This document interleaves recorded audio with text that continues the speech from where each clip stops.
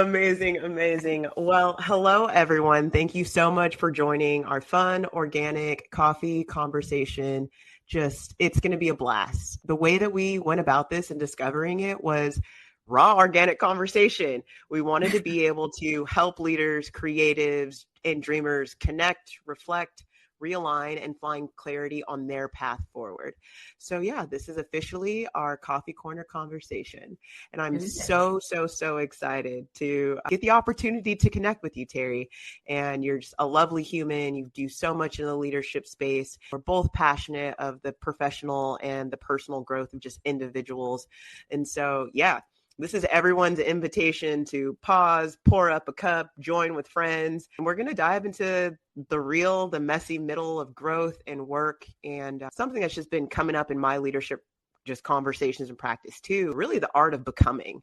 And it doesn't matter whether you're building something on the side or you're shifting careers or you're trying to figure out what's next. We're really glad that you're here to join us for just our theme today, which is going to be growth in real time. So yeah, like I said, I'm Tiffany. My background is leadership and development coaching. I'm very fortunate to have represented the U.S. in high performance athletics. I was a track and field and bobsled athlete. That'll be another conversation for later. But in that, it allowed me to be able to have a gift of high performance leadership. And I air quote high performance because it is subjective. How people view themselves as high performers really comes with a lot of reflection of who you are as an individual and the self-leadership journey that you go on throughout that. So it led me to just really leaning into what some of my gifts were, which is the ability to take abstract concepts and ideas of how a person wants to grow and evolve and bringing it to conversation in paper. So I wrote workbook series, I do one-on-ones, I do team building, and a lot of it is to ultimately yield action. I'm a very action-oriented person. Get people down the path that they want to go, because being sidetracked, oftentimes that's what allows you to find the magic in the world and the true path for your passion that you're meant to be on. So that's me in a nutshell. Harry, I would love for you to just introduce yourself, like the amazing things that you're up to. And yeah, how do you want to welcome yourself to the audience? Well, thank you so much for having me. I love that we're doing this. I love that it's coffee corners and conversations because that is just so organic. When you meet somebody on the street or in a coffee shop, the conversation just naturally flows, and that's what we'll be doing today. So I'm excited about that. And I love your story. And we met just recently. It's been a few months now, but instantly Literally. I was drawn to you and your energy and your passion. I remember saying to myself, "Do you speak in front of audiences? Because you should." And you were like, "As a matter of fact, I do." And it makes perfect sense because you just have that aura and energy about you. So I'm excited to be talking to you today. And I am Teri. I am a business accountability mentor and overwhelm coach. So I work with entrepreneurs and I help them stay accountable to themselves and their businesses. And I help them say yes to what's necessary and no to the things that distract them as well. You made a comment about how sometimes when you go off to the side, you find your real passion. And that's so true. That's what happened with me. And also, sometimes when you go off in distraction, you don't reach the goals you want to attain. So we have to find that balance. And I help my clients find that balance. And then so I help stay accountable to the yeses and to the nos of life because we need both. And sometimes people forget about being accountable to your nos. And so I love actually doing that and reminding people like where they're going, what their goals are, which do change over time. Nothing is rigid and nothing stays the same. I'm the queen of the pivot. And so when we talk about growth over time and change, 100%, like that's what happens. And if you feel like you're done growing, then you might as well die because that will Yeah. happen until the end. Staying stagnant is just not it. Overwhelm is something that has become a through line with every single one of my clients. I work predominantly with women and we tend to take it all on and we feel responsible for many things, even when we get into the workforce, whether it's for a corporation or for ourselves. We don't let go. We struggle to compartmentalize those things. And so I help kind of look at what needs to stay, what can maybe wait until later, and what can just be cut off and really go through that. And so often we struggle to see that within ourselves. We feel like we have to do it all, and there's a pressure we put on ourselves to accomplish every single thing. and we find ourselves miserable and glorifying hustle culture. And that's just doesn't have to be a thing. And considering the fact that I'm a Gen X woman and I come from hustle culture, let me tell you, I've You're in I've it. done it. That is just not it. It's much better. You can still achieve, you can still succeed and not just work yourself to the bone. It doesn't have to be. And so I'm really excited about the space that I'm in right now. It's really fulfilling watching and helping people realize that they can say no and that they can pour into themselves first. It's really exciting. So yeah, I'm really Yeah. happy to be here and let's go. Let's talk I about love it. Yeah, I mean, yeah, let's let me put my other headphone in because why I have one in, I don't know. And I'm like, why am I listening to this in this capacity? One second, and then we're gonna dive into. I have some questions based okay. on that intro. What do you? Can you still hear me? By the way, I can. perfect. Yeah, like what is something that's just been coming up for you lately? Like whether it's your own personal journey in just navigating leadership spaces, women taking it on, high performance, all the things. Like what do you feel like are some themes that you've really been experiencing lately, even with your clients or yourself? I think I'll start with myself because I am on Yeah. this personal journey myself, which is helping me to take other women on the same journey. And that is it's not an idea, it's the reality that a lot of the things I've experienced in life at a younger age, different parts of my life that in the moment I may have been upset about or angry about or felt situations that were unfair or harsh, how they have come full circle to benefit who I am and what I am now, and how they are helping me in my current space. If I go back 2 years ago, you could have said, Teri, I promise you this will be your life, and you just have to believe me, and I'll give you $5 million. I'll be like, keep the 5 million because you're lying to me. It just wouldn't have Yeah. been, and you just can't know. But and now I look back and I'm like, all the things I went through, especially I spent 30 years in corporate America. I don't know if I said that before. I spent 30 years there honing these skills. And people would always say, including my amazing therapist, would always tell me that these skills I had, I won't say perfected because that's just not a thing, but I got really good at were so transferable. You know, we hear that word all the time. This, oh, your skills are transferable. And I was like, how? I'm a real Yeah. estate girly. I like, give me some numbers, give me some properties, give me some teams to manage in commercial property management, and I got this. But how am I going to take these same skills somewhere else? And I just could not see it because I was so deep in the weeds. Hmm. Fast forward to literally months later of leaving corporate America, and I'm doing the same thing naturally. Even before I went onto the journey of coaching, I was just helping people that I knew in the entrepreneurial space. All of a Yeah. sudden, I'm hearing their stories, I'm hearing their struggles of of what they're going through, when their business isn't working, loneliness, overwhelm, and I just started helping them on the side because it was just within me. So I was like, okay, very transferable. Going back prior to that, jobs in high school, working at the frozen yogurt place, working at the movie theater, you know, working at Kmart, it's not even around anymore. All those Yeah. skills I started way back when, but I just didn't pay attention. In every experience with different types of people, different situations, and understanding how different everyone is and how different people function has benefited me the Hmm. entire time, and now I just get to use it in my own capacity, in my own way. And I think many things change, many things stay the same. I feel like I've gone off track a little bit, but that has been something that I've been dealing with a lot lately is really seeing, understanding my own power and dealing with my own presence and what I have within me. And not that I'm not still trying to grow and learn, but that I am here and I'm showing up right now and I don't have to prove myself to anyone. I spent so long Hmm. proving myself over those years. I've already done that. And just because I'm doing the same thing in a different space does not mean I have to prove myself anew. I've already done it and I'm doing it now and it's still going really well. So that's something that's coming Yeah. through a lot lately, honestly.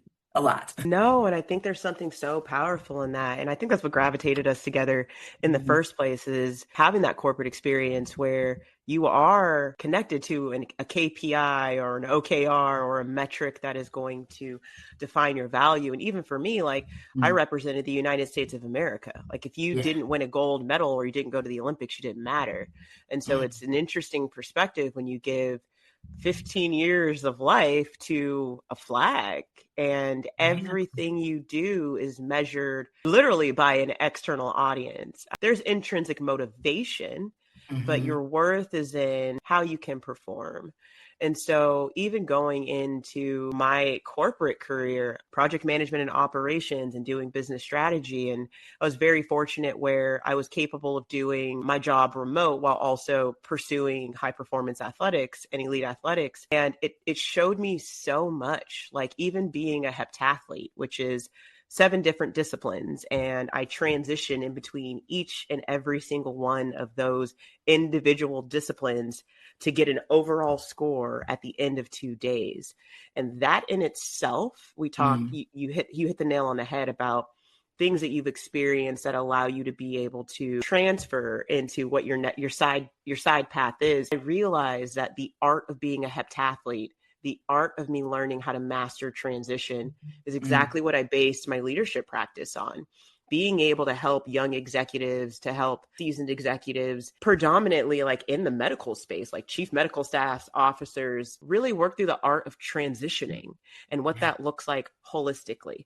Transitioning mentally, physically, emotionally. Those are all the things that I needed to do as a high performing athlete in order to get to my next event and the next high performance.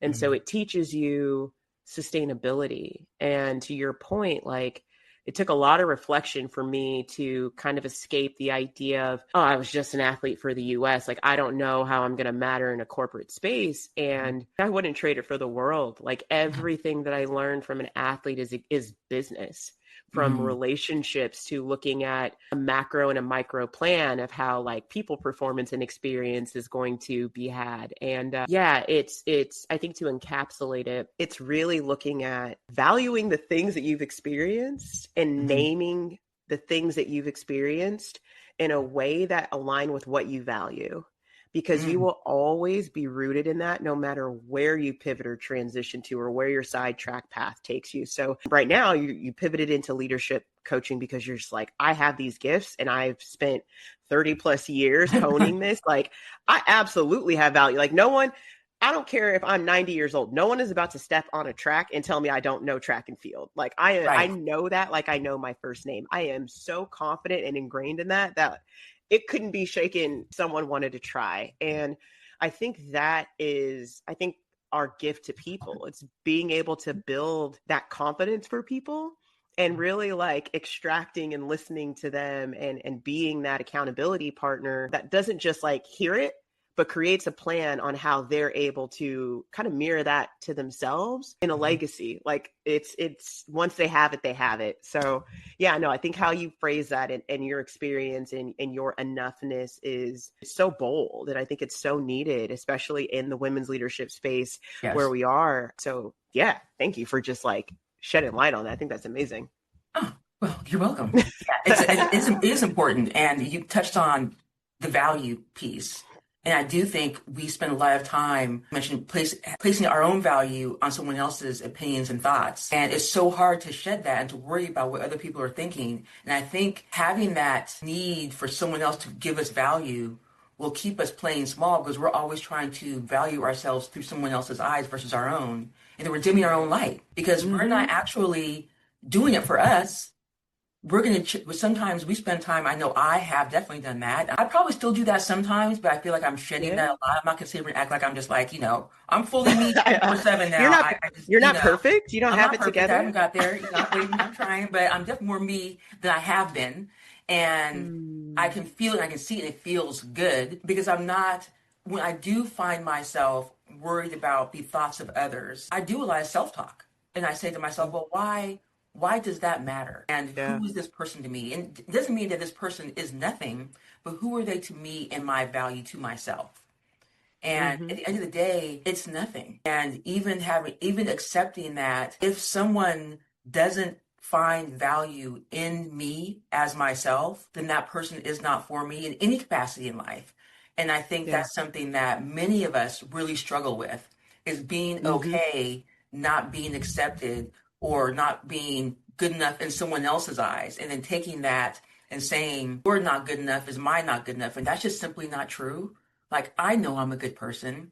I know I'm working hard. I know I'm doing the best I can do. I know I have improvements I need to make. I spend a lot of time reflecting, journaling, writing down, why did I say this? Why did I do that? And all those things. I do all the stuff. I do all of that. Yeah. At the end of the day, I'm okay. I feel like I'm okay with it. And I can't convince anyone else Mm-hmm. that I'm okay and that I'm worth being treated well or cared for or loved or accepted.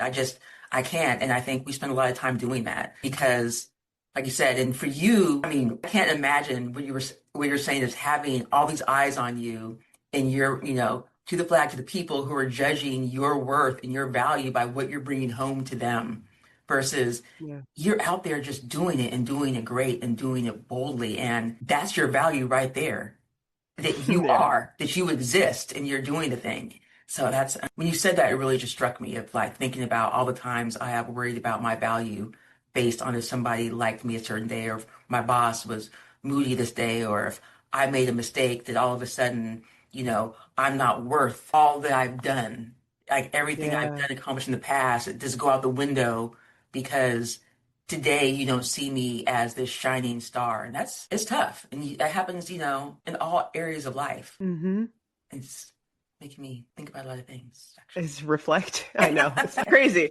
I'm I was like, like, we're crazy. That's the title of the workbook I wrote. I was like, reflection. And I feel like you're spot on when it comes to just value. Like that is, I would say, the most grounded principle in the leadership coaching that I do with executives. mhm, Because if you don't know, and I had experiences, if you don't know what you value personally, like if you don't know what you value personally, it's very hard to stand firm and confident professionally because mm, there's so many external pressures. And if I take that and I bring it to the athletic realm and the athletic space, one of the best pieces of advice that I had was, regardless if you step on top of that podium or not, if you make it to the Olympics and you medal or not, you need to figure out who do you want that person that steps off of that podium to look like? mm, And it really paused me. It really made me reflect on what type of person am I willing to become, regardless if I get to that podium or not?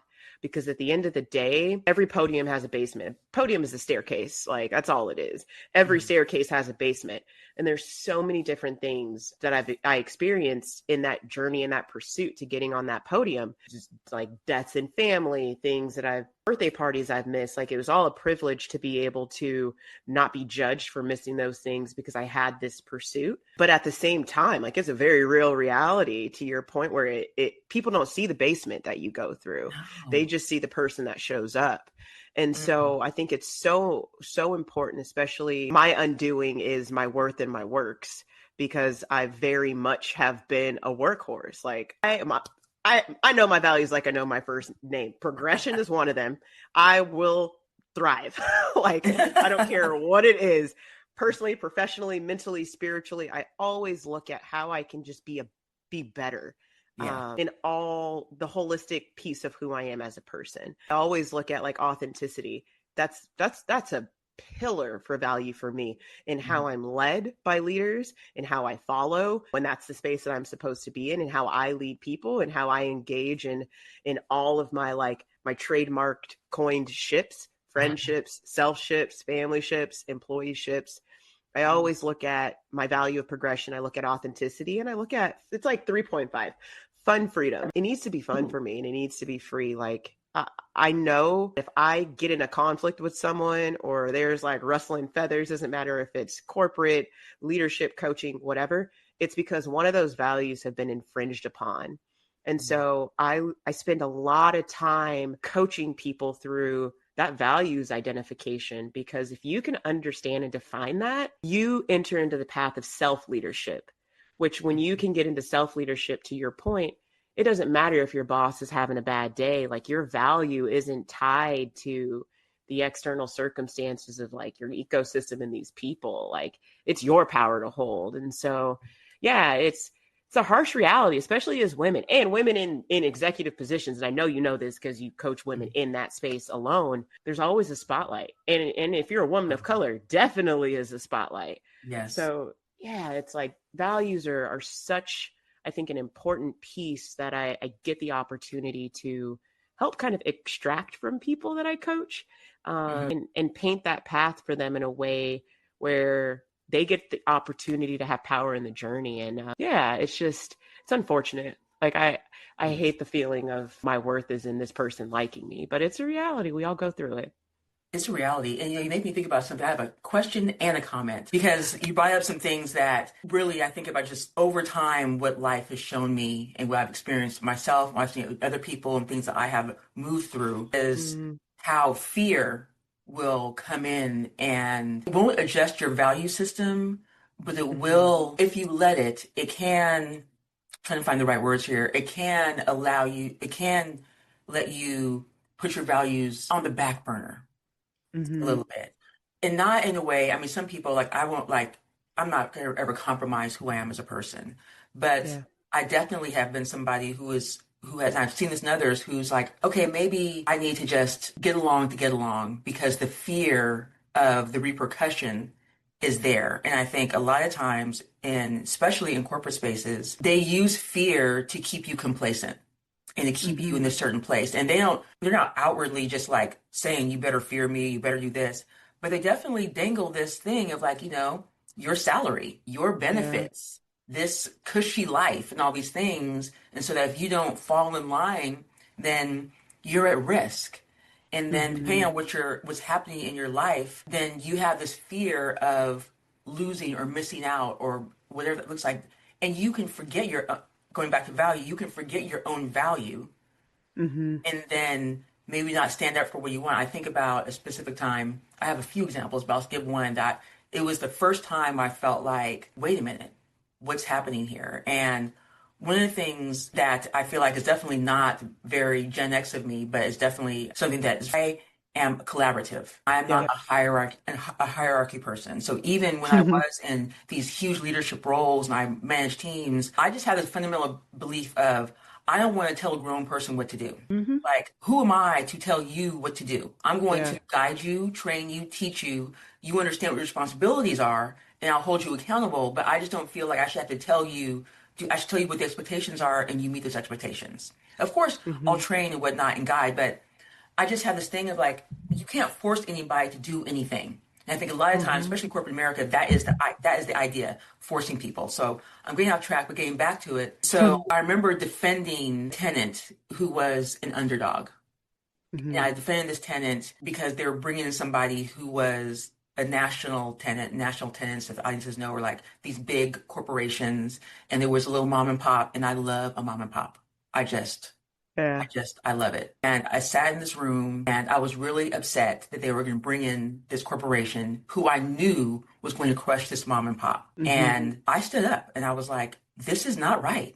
This is not fair. This is what's going to happen. And it was not received well at all. It was just, Yeah. what am I thinking? Who am I doing? And I get it. I have to worry about the client and I have to worry about the bottom line and the value and the Mm-hmm. cap rates and all the, so I get that. But in the moment, I just felt like none of that matters. Yeah. None of that matters when you're harming people. And I'll never forget that because it was a moment where I had this value. But Mm-hmm. going forward, even though I still elevated from there and me being silent in those rooms actually helped me to elevate. And I'm a little embarrassed saying this, but it's just the truth. Yeah. Because if you do sometimes, you can't get somewhere in certain spaces. In some spaces you can, which is one of the benefits of being out on your own, where nobody can Yeah. tell you where to go, what to do, or what that looks like. And then over time, I was quiet for a while, and as I elevated, I started speaking up more because I had the ability, right? Because then you've Yeah. earned your place to say what you want, and even though it wasn't well received because it was never my stance was never well received. If I was fighting for my team members, whatever, it was never well received. But over time, I had proven my value. I Mm-hmm. proven my value, and I just think a lot of times. Back to my question is, how do you think fear plays a role in the ability to stand your ground sometimes in what's right? Because sometimes we don't know in the moment that it's fear taking over. For me, Mm-hmm. it's reflecting back over the small poking at my confidence and who I am and what I believe in to keep me Mm-hmm. silent. And then over time, having to realize this is really uncomfortable and I'm Yeah. really unhappy. And then you have to start, and not everybody does this, right? I did, thank God, fighting back, realizing who am I? And Mm-hmm. what have I done or sacrificed to get to this point? So yeah, I feel like I've gone off track. I've gone around the world, but you're making me think about a lot of things I don't think about all the time. And so, but what do you think? Where do you think fear plays? Yeah. Where's fear come in to being able to trust yourself and Yeah. how you think and what your values are? No, I think that's a phenomenal question. And before I get to my direct answer, I think I always lean into people or patterns. Maybe that is just my superpower gift is looking at just like the behaviors of people in silence. I have a Mm, very big energy. It's very large. And so I could say nothing in a room and still move an entire room. And so it's afforded me the gift to be able to truly observe people in silence. And no one, people will question why I don't ask questions in a space versus questioning why I'm saying something.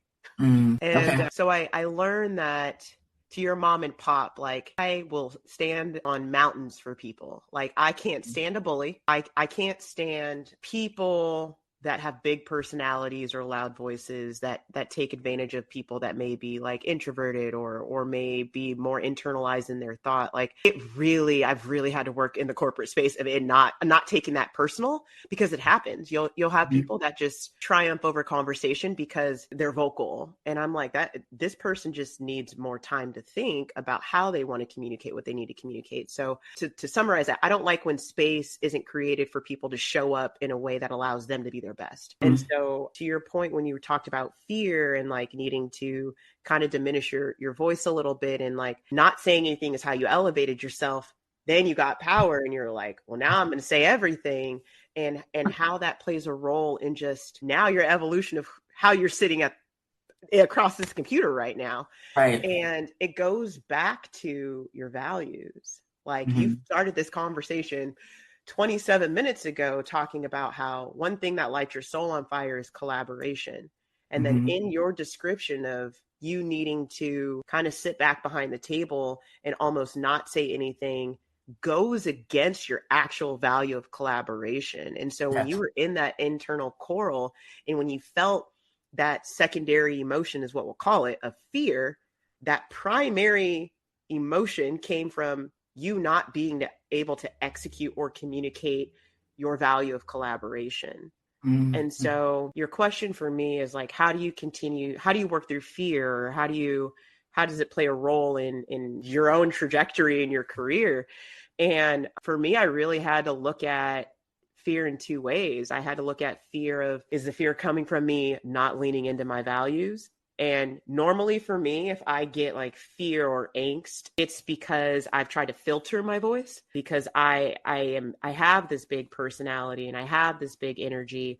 And I personally don't ever want anyone to see me as a bully because I have this big voice. So sometimes I can self diminish. Uh, We'll say I slightly self diminish. I'm still big, but I will water down my allotness. And I realized the fear is me trying to filter myself and not showing up my full self. If I just showed up my full self, I would have no fear. And so I take this to like a track and field example, petrified of the 800. It was one of the reasons why I wasn't freaking world class in the heptathlon. 2 laps around a track, endurance. I am a speed power person. There's a reason why I went into bobsled. And it was this actual physical image of like black space of fear. I was so afraid of pushing my body to an extent of pain that like I literally would see a black like fog, like actually in my mind as I'm trying to get through this grueling 800-meter race. And I had to learn to practice and train with that same black cloud before I performed and competed. And what I mean by that is I had to honestly bottle that same fear that I had on race day and practice it daily. 365 days leading up to Olympic trials and all 364 technically, all of the things that I had put all of my eggs in a basket for, all the training that I had done was for that moment. But yeah, if you don't practice things consistently, you're absolutely going to have fear when you get into that high performance time frame. Like that's like saying I want to be an Olympian and I'm going to show up the day before the Olympic Games. Like that's not possible. That's not going to right. happen. And so your question, to bring it back around, of how do you work with fear in just everyday decisions? It's exactly that. you have to really identify, where is the fear primarily coming from? Look at your values and like what's being infringed upon that might be causing that friction. Are you afraid to use your voice? Are you afraid that you're going to be perceived a certain way? Which you started the conversation saying that in the beginning for yourself. Really looking at like, what are the primary things that are the root to work with and what to really reflect on, that are being basically, that have a mask of either anger or, in our case, fear, these emotions that we are eliciting. And so my answer to that is identify that fear and practice it. I see where for me, it was like, where am I diminishing my voice? Like, where am I watering down, and realizing like, I don't need to be a fire hydrant all the time, but also like, it's okay. I could be a water hose right now. I don't need to be a sprinkler. But I could be a water hose. I don't need just sprinkles and things. Like, no, there needs to be some force behind this, but like not quite a fire hydrant. And I think it allows me to work with fear versus trying to work through fear or to leave fear behind me or on the side of me. It's inviting fear to be a part of my process, because to me, it's kind of like a weird mental game where I'm like, okay, let's see where this fear is coming from. And I almost hyper focus on that fear to figure out like, where is it really stemming from? And I make a conscious effort to practice it. And I do the same thing with clients where their fear might be disguised as limiting beliefs. And I take them through the whole thought spiral of like, well, what if this, and what if this, and what if this, and what if that, and like all this. And I don't coach people to the point of like, they're never going to have limiting beliefs. We're human. Like, there's going to be something that you're going to need to work through. And if people could just be Olympians and there was no fear, they would do it yesterday. So it's not about letting go of limiting beliefs, or in our case, like the Pandora box of fear. It's about shrinking that balloon of limiting beliefs by your current consistent series of practices of what's being limited. So that way you shrink that balloon just enough where you can see where you need to go. Like, you then take on the power of action versus reaction. If you're in fear, you're being reactionary to what's going on around you. When you shrink that balloon, it allows you to be able to transition into the action that you want to be proud of and ultimately get back to your values and alignment. So long drawn out, that's how I would answer that. I definitely get that. And I feel like this brings up other questions for me, because I feel like the different spaces where fear shows up in different ways and what the fear may be. Like, for me personally, in that role, the fear was like of losing my job, right? It's like the fear of like, okay, if I keep on speaking up, I'm not going to have a job. And then I think like working through, what does that look like?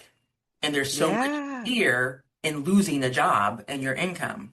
And then understanding now, what does that look like if you lose your job? Have you forgotten you're qualified to get another job? Yeah. You know, like, what is going on here? Like, and what has happened to cause you to feel like you can't get another job? And aside from, and I always think to myself, you know, other people out there, like, people struggle to get jobs, and I get that. Like, we're not talking about those types of things. Talking about simply the belief in yourself to achieve and get another job, or get another means of living and taking care of yourself and your loved ones if that's necessary. I think I've become the queen of doing it scared. Like, now that's my thing. I'm like, you don't have to get over fear. You just have to do it scared. You know, do it anyway. And you'll get better over time. And just seeing, and you mentioned limiting beliefs, I thought that's what made me think of this as well. Is like, that is a limiting belief. I'm scared I will lose my job and then I won't be able to pay my bills. And that's just false. Okay, if I lose my job, it may be hard to pay my bills. There's unemployment. I'm a smart woman. I can apply for other jobs. I can maybe get some temp work. And also, personally, I'll work anywhere. I don't have that mindset of, there are certain jobs I won't do because I'm just above that. And I think possibly, had I thought about that at the time, you know, my reaction may have been different, you know?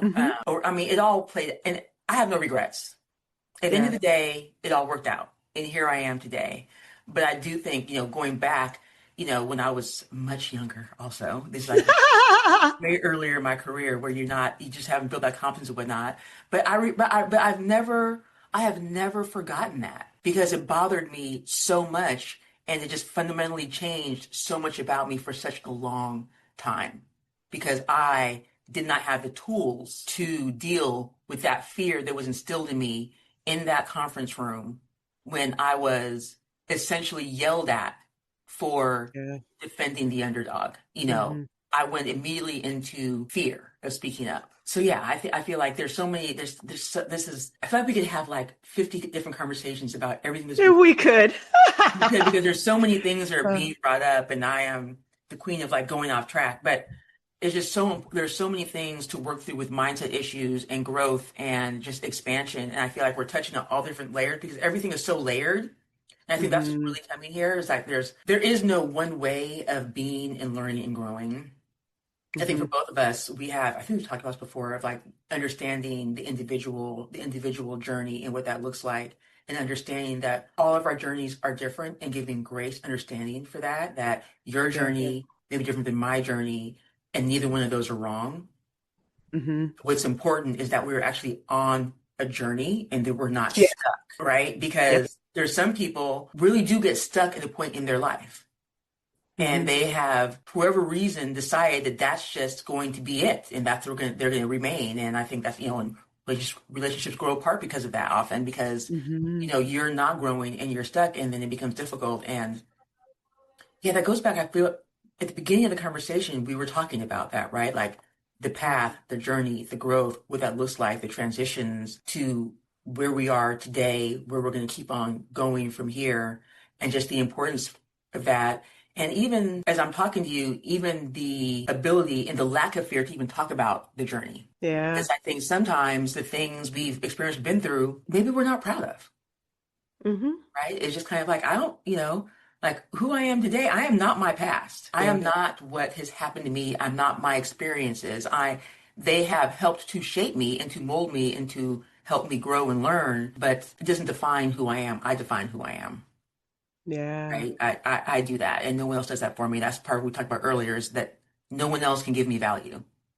Mm-mm. Your thoughts of me, of who I am, what I've done, or whatever. You haven't walked in my shoes, right? So all I know is that I'm better than I was even a year ago. I'm better than if I look back at where I was in January to where I am now, my thought processes and even certain fears I had in January that I had to kind of move through. And I remember those and thinking at the time, like, if I make these changes in my life, if I do these things, and I've made so many changes in a short amount of time. I've always kind of come across as being this very organized, take care of things, get things done, type of person. I've always been that person. And now when you become somebody who is constantly pivoting, Hmm. constantly shifting and changing, what are people going to think? And then the good news is that now moving through that goes much quicker, Yeah. right? Because fears and worries and concerns don't stop coming up. You just learn Yeah. to work through them faster, right? It's not like all of a sudden, like I'm cured of fear. I'm cured of, people wondering what people think of me. I'm cured of other people's opinions. Like, no, Yeah. but I spend a lot less time in that Hmm. space, which And is that's the transition. That's that's the the beauty of it transition. all. And that in itself is such an experience that I think even in my own experience, but also coaching people aren't taught the art of transitioning. And No. they they think they see what transition looks like in other people, but they don't know the route of how people got there. And Hmm. so, yeah, it's in between each event, it would take me 30-minute minimum in between one event in the heptathlon to the next event, up to 4 hours. So I could have 30 minutes to need to transition, whether I had the best performance of my life in a 100-meter hurdle race and I need to go to high jump next, and or I hit the hurdle, fell, got 0 points. I still have to go to high jump in the next event. And Mm. so I still have to take that high performance moment in hurdles. And in before earlier in my career, not even gonna lie to you, I could be a little bit of a hothead. So like when I don't do something well, like I am not the happiest camper, and it would weigh on me. It would really weigh on me. I would hyper focus on like what went wrong, how can I fix it for next time. Like I would already be thinking about how can I get to training and make sure that this doesn't happen again. And it took so much energy from me. And I realized that it would take me 30 minutes, 4 hours in between each of these events. Eventually, at the end of my career, when I became a seasoned heptathlete, I learned how to transition myself in 90 seconds. No Wow. matter if I hit a world lead or I hide it in high jump. it was like, you know what? 90 seconds, be as pissed as you want to be, celebrate to the max. If you want to run around this track and jump up and down, you get 90 seconds. And like it took practice for me to work through the art of holistically transitioning myself to the next high performance. And so I think to your point, you're doing that. Like you're looking at the way that you are now capable of pivoting and owning it. And it doesn't matter what other people think. Like I said in the beginning, like people are patterns. And so now you're reconstructing the pattern and the sequence that's going to allow you to be your best you. And like, that doesn't need approval from other people around you. Does not. It does not. Yeah. It does not. I'm flabbergasted and impressed that you could transition from something like that in 90 seconds. Like that is such a skill that I think is incredibly, I mean, I'm sure that's something like the average person can't do, right? I thought you have to be in a situation where you are almost forced to do that. You know, most people don't have to, like we need to transition. We don't have to transition that quick. And we don't have to transition from, you know, a possible, I hate the word, but it's real, failure to success that quickly, right? We at least get a night to sleep on it. Yeah. You know, we at least sometimes. Outside of sometimes unless you're HR, which I came from HR, and then you're just like, I have to lay off 5% of the workforce. This needs to be so like, sometimes it sucks, and it's not that quick, but you still have to learn that art. And looking at it from like, I will die on a sword for this book, 4 agreements. Like, I think it is like, don't take it personal is one of the agreements. And it's true. It's very hard to do because we're humans and we care and we're passionate, especially if you're someone where your values is really rooted in like people and other human interactions. But it's like fear. It's a constant practice and pivot, like even with you and your family and like having a child, like it's a constant pivot. And for me, it's all right. I know that I have to do this in a certain amount of time. My first thing is identifying like, what's my primary emotion that's being exhibited. 10 out of 10 times, it's usually anger. And I'm like, okay. So like, let's see where that came from. And it's like, okay, was my voice diminished? Is this not fun? Do I feel restricted? And is it impeding on my value of freedom? Or do I not see a way? Did someone steal my ability to be able to progress? Meaning, did someone just give me an answer or tell me, do this just because? And so now I have a choice. I have a choice in my transition to either communicate where my value has been infringed upon, to not even necessarily get to a solution with that other person, but at least create a space where we have the opportunity to move in a direction that allows me to get to my best high performance. And that's all I was doing as an athlete. I was just transitioning all that so I could get to a high jump bar, and then transitioning all that so I could get to shot put. So it's I don't know. I'm going to pause that, but I don't know where I was going. No, it was really good though. I think about that, and it's funny because I hear what you're saying in the athlete's world. And then just, I'm thinking also, like, I'm always thinking like, okay, how can I apply this to myself whenever I think about, because I'm a single mom, and also, again, not as fast, but I do have to transition quickly, right? I just, like, I don't have time if things go wrong in my life to just like not care for my son. Like, that's just not a thing. I have to, pick it up and keep it moving. I can't like pawn off responsibility on someone else. There's nobody I can tag in. So it's just, it's just on me. And it's just interesting how just life, all these parallels. Like, I love this conversation. I think, and you didn't see this in the notes, and we're on whatever, we're talking. This is coffee chat. But one of the things I wanted to like kind of talk about was how, like, because we are different generations and how there's all these great differences, but all these similarities. And I do feel like society often generations against each other. Oh, you're this and you're that. And so you must think this way. And I'm always like, I get along with all the different generations, and I understand, I sympathize, I empathize. And sometimes I'm like, you could do this, whatever, but also we're not so different.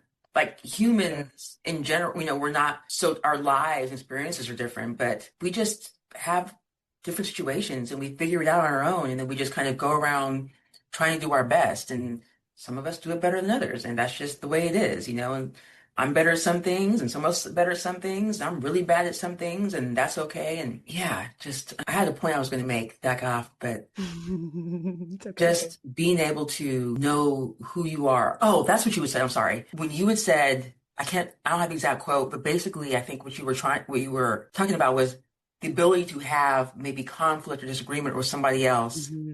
and maybe not resolving that, Yeah. Being you okay know, with no answer. being okay with no answer.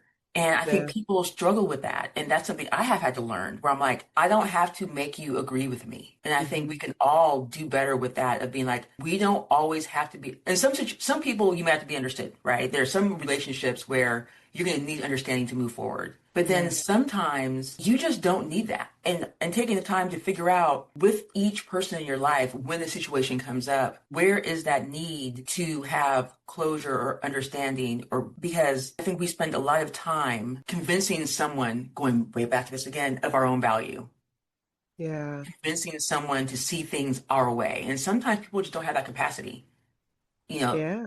they just don't. And I think it's hard to understand that when you feel so grounded and rooted in who you are and where your stance is and you're being right. And so you have to make someone understand that you're right about this and this is your intention. It's like, who cares what they think? Yeah. Yeah, no, I think that's very true. I think it actually is nail on the head with an experience recently. And Mhm. I think the being okay with there not being a response is way easier said than done, especially when you're a Yes. recovering perfectionist like myself.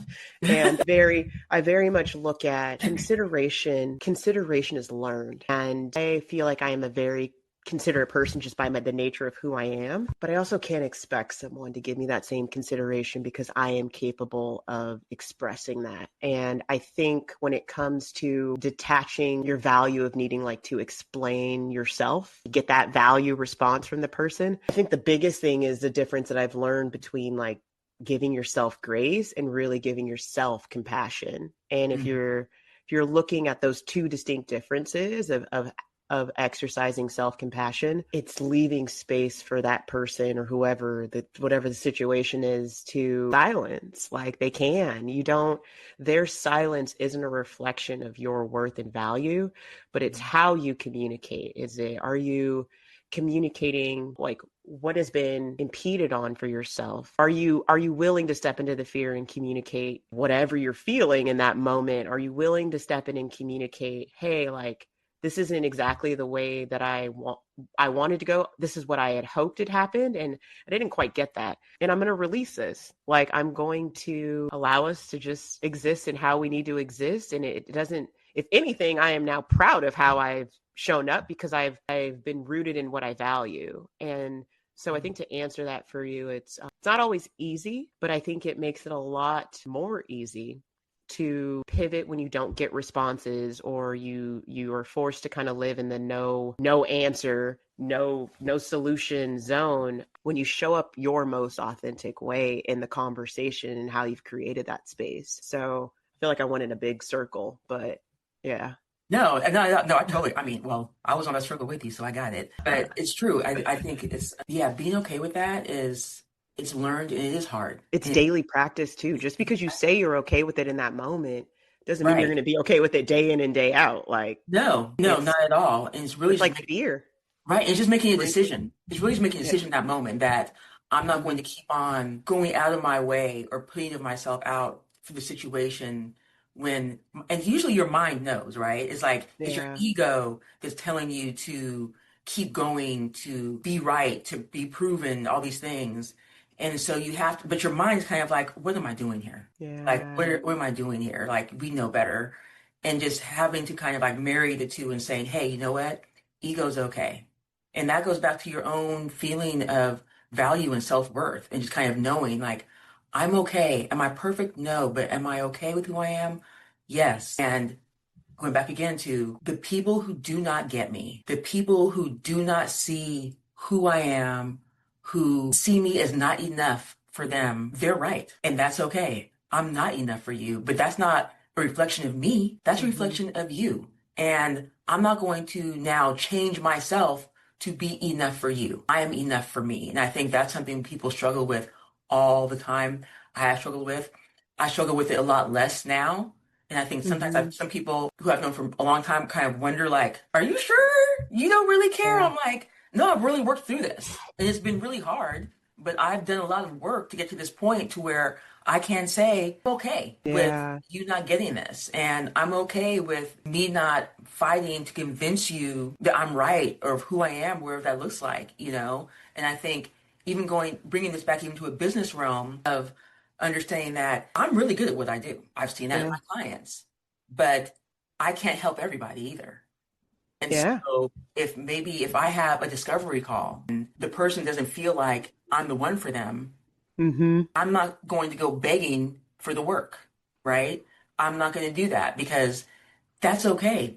There are a million coaches out there. Mm-hmm. Find the one for you. I want the client for me. And then they show up and I leave the room. And I think it's just so much value in that. I think that a lot of times, and this is really a pivot, so I apologize for this, but I have to say it. I think that this is where we get caught up in competition as well instead Yeah. of collaboration. And you're right. I'm a collaborator. I want to, I don't care if you're doing the same thing I'm doing. You're not me and I'm not Yeah. you. And that's fine. Like I have my specialty, you have your specialty. I have my vibe, you have your vibe. And so when we worry about someone else and worry about someone taking from me, like you can't take what's mine. Yeah. But what I can do is I can allow my fear and my worry to take what's mine. Because I'm Mm-hmm. so focused on you and what you're doing or whatever that I'm not even doing what I should be doing to draw in what's for me. Yeah. Right. So that is what I believe, which I've learned over many, many years. I've learned this really back in corporate because I've always been like the no competition thing. I'm like, there's no competition. Yeah. There just isn't. And it's not because I'm so great. It's just like it just doesn't exist. Like, Mm-hmm. what are we competing for? You do you do you, I be me. That's terrible grammar. I'm sorry. But I heard that. I was like, That was great. but by the time it's like people are so worried about being replaced. Yeah. And we just have to get over that and just understand there's room for us all. And life is so much better there. It's just such a better space to be in. The energy is different. And again, you draw what's yours. If your energy is going out to worry about somebody Mm-hmm. else, you're repelling what's for you. We have to open ourselves up to receive. And I just believe that. I believe that deep in my soul. Even if I struggle with that sometimes I may have some worries. I still do. But like I said, I have learned in that. I have learned the 90-second recovery time. Like Yeah. I'm not holding on to competition. I'm not seeing someone else being great. Today, I watched a woman, I've been networking all week and she gave this keynote speech at a luncheon. She was phenomenal. Mm. I could not believe she was so good. And she's a coach. Mm-hmm. And all I thought to myself was maybe she could be my mentor, Yeah. and that's the space I want to be in. You got up there on that stage and you controlled the room. You gave a wonderful message. It resonated with everyone. And I would love that. And not because I want to be you, but I want that for myself and what I bring to the table. And Yeah. I'm okay with that. And I can see someone else's successes now and honor and love that and not feel it's competition for me. And that's where we all Mm-hmm. need to be. We really Yeah. do. We really do. And funny enough, at the end, and I only spoke for like, I don't know, 2 minutes introducing myself, whatever. I was planning to seek her out. And you know what? She ended up seeking me out to talk and meet. Little old me. And I was thinking, but it's because the energy I sent out was inviting and collaboration in those few Mm-hmm. little moments. And yeah, and who knows what'll happen with that? You never Yeah. know. We're both coaches. We're on here doing this I together. know. I You was like, know? this is exactly how this started. We were like, yeah, we Yeah. both do leadership coaching. We both kind of work with women. I was like, yeah, we kind of really look at the same thing in self-development.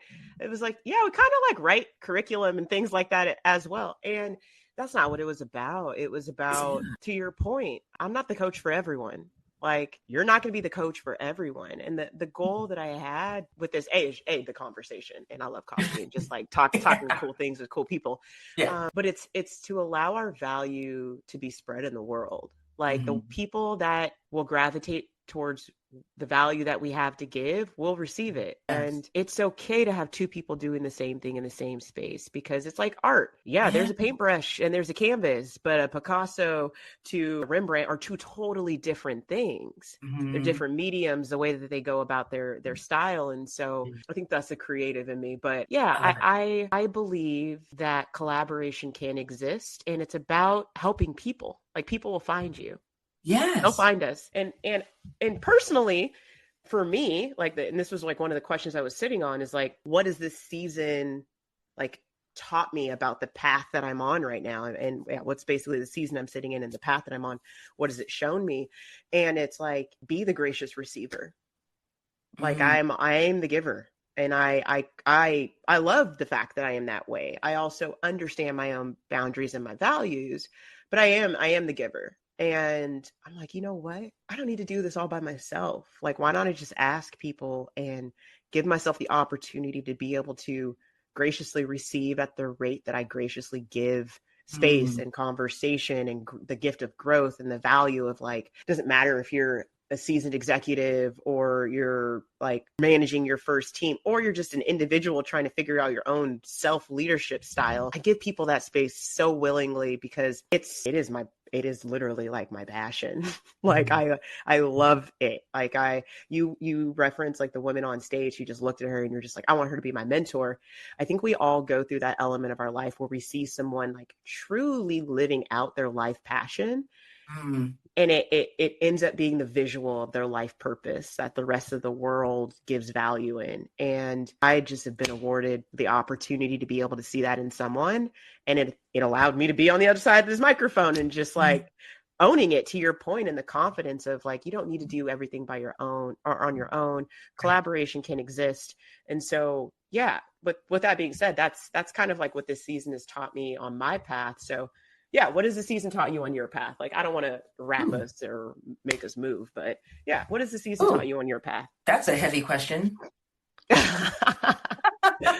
Or we can go with the second question. I can make it a little bit lighter. I do think I can answer that, though. Honestly, I mean, it's been many things I've taught, but the most important thing I think I've learned, which just is to just really trust in who I am. And I feel like we've mentioned this word, and I feel like this word has been just like destroyed in social circles of authenticity because people use it as like a phony thing. But truly, you are who you are, and your best self will attract what's best for you.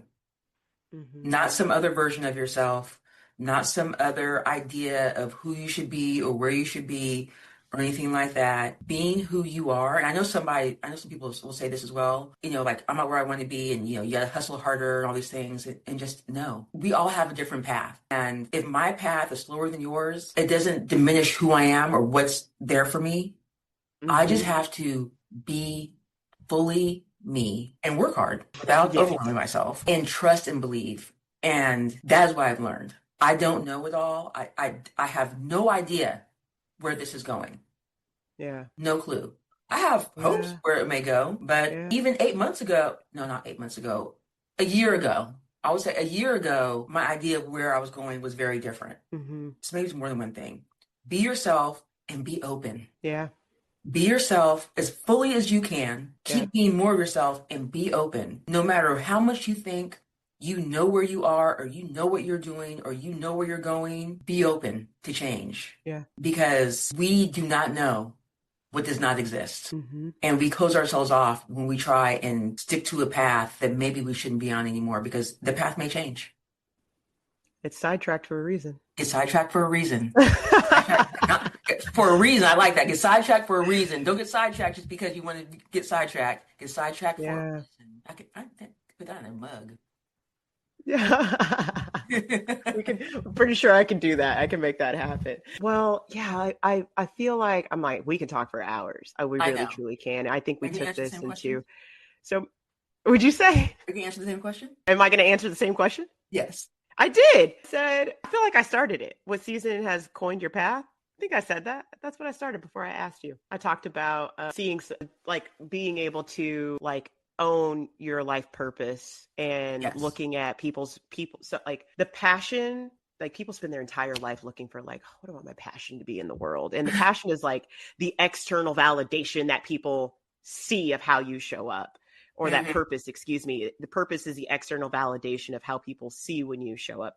The passion is the practice day to day of you living who you are. So I feel like in my season on this path, being able to see that example of someone's purpose and looking at the day to day passion that led them to that purpose, I think gave me the confidence to, like, leave my job, the true confidence to go into entrepreneurship and really look at, like, I know I'm designed to be a leadership coach. There's no ifs, ands, or buts about it in my mind. Like that is my creative art, is looking at the human canvas and being able to extract it and make art from it in a way that is very tangible.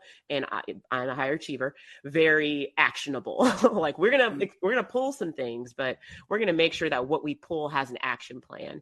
And that's what I'm learning on this path, is not to water down my voice and that gift, and to collaborate with people to be able to share it more freely in conversations like this, and just coffee and open and having a soft agenda. But like, if my coffee maker goes off in 10 minutes, which it might, not freaking out about it, like letting it be what it is. So yeah, before I pivot us, I would like for you to let people know how we connect with you. Oh, okay. Well, I can tell you that. Yeah. So, side note, definitely I'm leadership, but I'm also leaning more into overwhelm coaching, just for the record, because that is actually where I found my passion is helping women overcome overwhelm. As I've been working with women in business, that's become a through line, and that lights me up. Helping women, reclaim their own space, their own time, and just their self. So how can you work with me? Well, you can find me at Lovely Days Collective everywhere. .com, shop, Instagram, YouTube. Oh, we'll talk about where this is on YouTube. Well, they're watching this YouTube when they see it. That's where I am everywhere. Yeah, I'm the same place everywhere. Love Days Collective. Find me on Instagram. My face is all over Instagram on my page. I'm always talking about different things. I talk a lot about overwhelm. I talk a lot about just life lessons, because I've been around for a long time and I've experienced a ton. And so I like to talk about the things I've learned, how I've grown. That's how you can find me. I have a couple ways to work with me. I have a 5-week container, and that is the Jumpstart Your Goals. It's just Jumpstart Your Goals. And that is where I take women through 2-hour intensives, how we start, and we just go through all the things. What's working, what's not working, what needs to change, what needs to stay, what needs to adjust, what do we need to let go of. And we go through that for business and for personal life. And we figure out where's you want to go, and then make a plan to start getting things done and getting on that path of where you want to go. And then over those 5 weeks, I work with you to keep you accountable to yourself, accountable to the yeses, accountable to the nos. And then I'm also there if things start to shift, because what I have found is that so often we spend a lot of time figuring out what we want. When we get on that path to actually doing it, pretty quickly we realize there's some adjustments that need to happen. And so I'm there to kind of help, and so you don't get stuck in wait. It's okay. Now that we're in it, actually getting things done, let's tweak and move forward. And so after the 5 weeks, of course, they can work with me going forward, but it's like a jump start. Like, let's get in there and get going. A lot of women are overwhelmed and don't feel like they can take on too much. So I'm like, let's just get you started. I also just launched a new program called Held, because I've found clients need this. And that is for high achieving women who maybe have staff and whatnot, who are facing incredible overwhelm. And I look at, again, their entire life.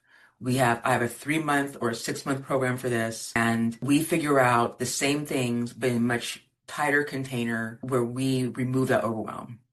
We get there. I hold your hand. I'm available. Have doctor support throughout the week. I'm available to make sure that you come out of the struggle, that we clear the noise together.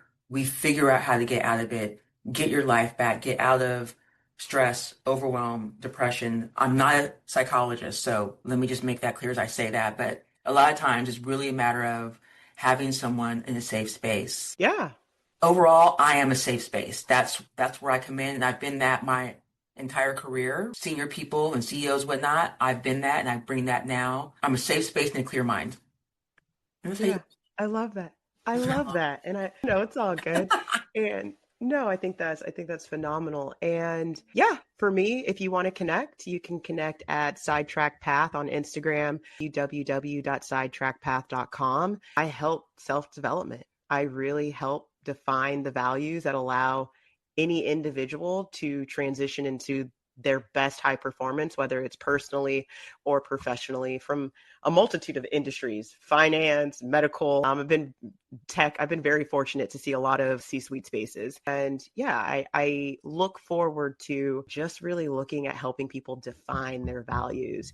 I wrote a reset workbook where it just literally resets your leadership, like to get you to truly understand how do you function at your baseline. How do you function at your baseline? And a lot of times we don't pause for that reflection point to see where we need to go and how we need to grow from there. So, yeah, when it comes to me and connecting or leadership coaching, I do a year long, and I check in depending on if they need a bi-weekly or a monthly, because everyone's journey is different. Some people are entry level where it's their first time managing or leading a team, and they're like, I have no idea how to lead myself, let alone a team. So I always thoroughly enjoy kind of navigating that muddy water with them and what that looks like and the leader that they want to become.